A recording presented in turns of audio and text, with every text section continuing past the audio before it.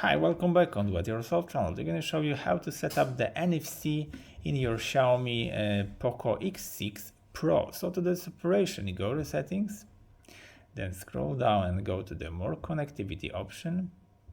And there is the NFC option. Click on it. And as you see, this is enable option by you see the blue case here on the NFC. You can disable it by turning it off, and it's going to be gray.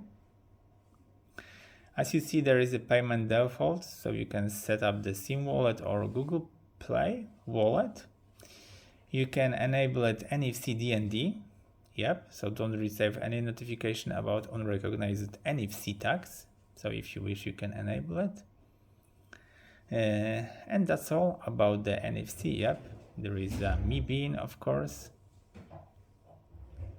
And there is restore NFC functionality if you want to restart this option.